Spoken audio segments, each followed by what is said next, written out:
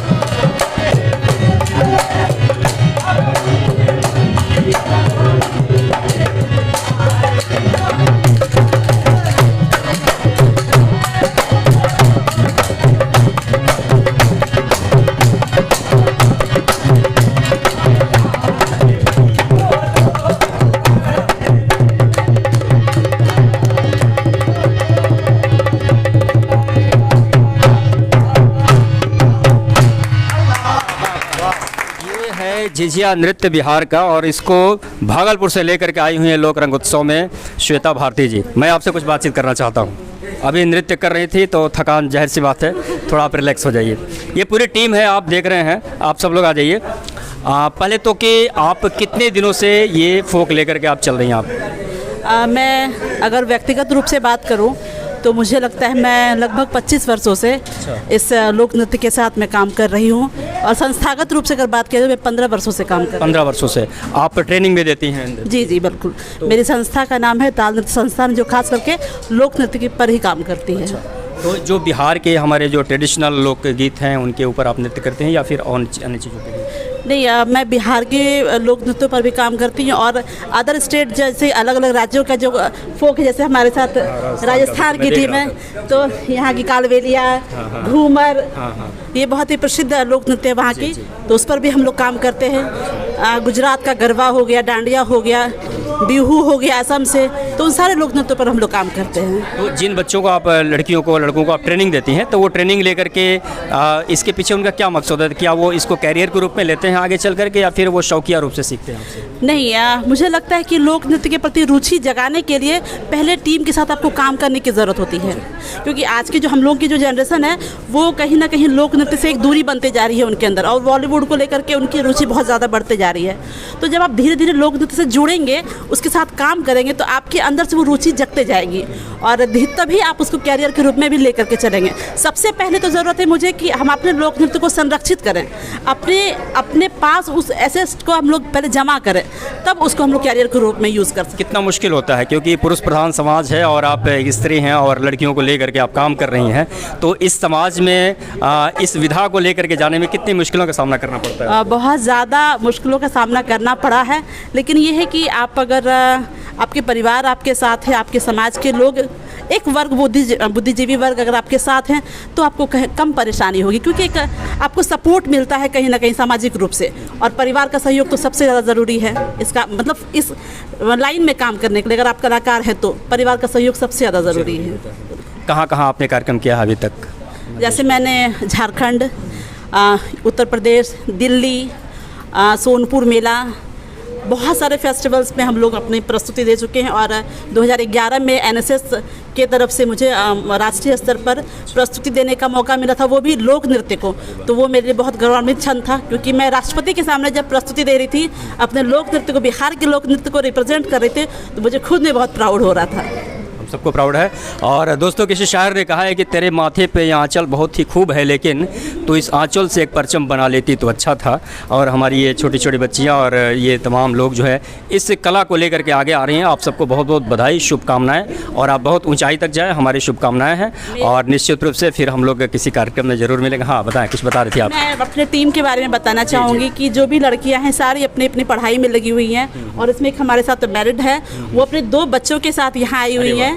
और मैं कभी कभी इनको देख करके खुद में सोचती हूँ कि एक छोटी सी बेटी है, उनकी 1.5 साल की है, बच्चे के साथ वो डांस प्रैक्टिस और बाकी चीज़ों को मैनेज करना कितना दिक्कत होता है। उनको देख करके मुझे भी लगता है कि नहीं, अगर डेडिकेशन हो तो ऐसा डेडिकेशन। मैं अपना टीम को सैल्यूट करती हूँ कि उनकी वजह से ताल एक अच्छी जगह पर है, मुकाम पर है, ताकि वो लोक नृत्य को लेकर के काम कर पाए। बिल्कुल, कोई भी टीम तभी आगे बढ़ती है जब उसका टीम वर्क काम करता है, क्योंकि इंडिविजुअल हम बहुत कुछ आगे दूर तक नहीं जा सकते हैं।